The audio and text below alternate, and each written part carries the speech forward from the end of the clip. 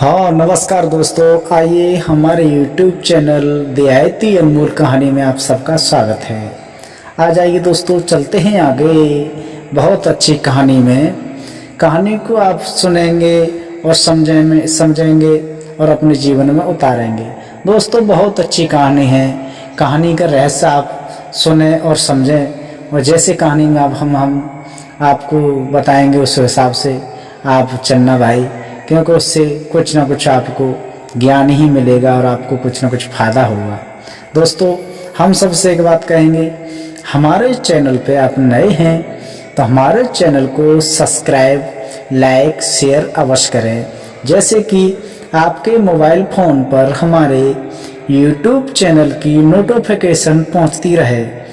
जैसे ही हमारे YouTube channel देहाती अनमोल कहानी की आप कहानी भी सुन सकते हैं, वह लीला भी सुन सकते हैं, इसलिए हमारे चैनल को सब्सक्राइब जरूर करें।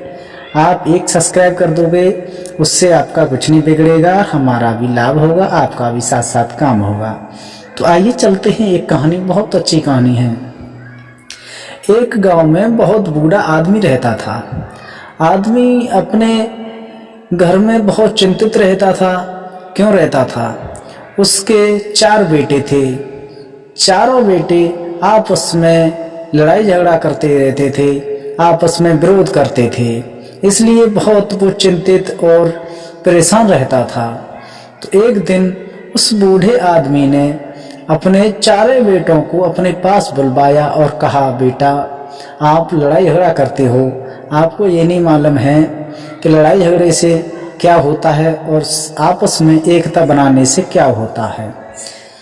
तो चारों बेटों की समझ में कुछ नहीं आया। तो एक दिन उस बूढ़े आदमी ने अपना दिमाग चलाया और अपने दिमाग में सोचा कि ऐसे नहीं ये बेटा समझेंगे, तो इसके लिए कुछ उपाय की जाए।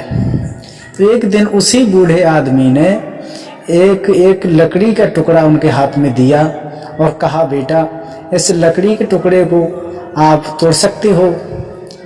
तो चारों बेटों ने ऐसा ही किया, एक एक झटके में उस लकड़ी के टुकड़ा को अलग अलग तोड़ दिया। दोस्तों फिर उस आदमी ने अपना दिमाग चलाया और लाठी के टुकड़े सारे इकट्ठे कर करके चारों बेटों को दिया कि बेटा इसे तोड़ के दिखाओ। एक पे वो टूटा नहीं, लकड़ी यानी लाठी टूटी नहीं। तो उन चारों बेटों की समझ में आया कि पिताजी सही कहते थे कि जब एक एक हमको लकड़ी दी थी तो हमने एक एक झटके में तोड़ दी थी, और हमारे पिताजी ने सारी लाठी एक साथ बांध करके हमारे हाथ में दी हैं, तो हम पर ये टूटी नहीं है। तो जिसका मतलब है कि एकता में इतनी दम होती है।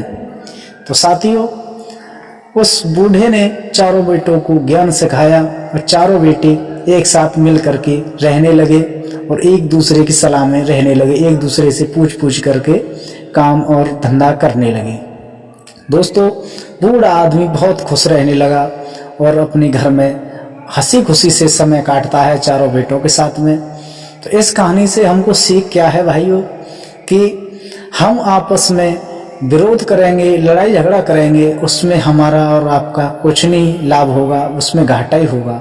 इसलिए हम और आप सब लोग एक दूसरे से मिलकर रहें, परिवार में सलाह और सुमित्र से रहें, एक दूसरे की बात मानें और परिवार के साथ में ही रहें और मिल करके ही रहें। इस कहानी से सीख यही है कि हम एक दूसरे के साथ में रहेंगे तो उसमें कुछ ना कुछ हम कर सकते हैं, आगे के लिए बढ़ सकते हैं।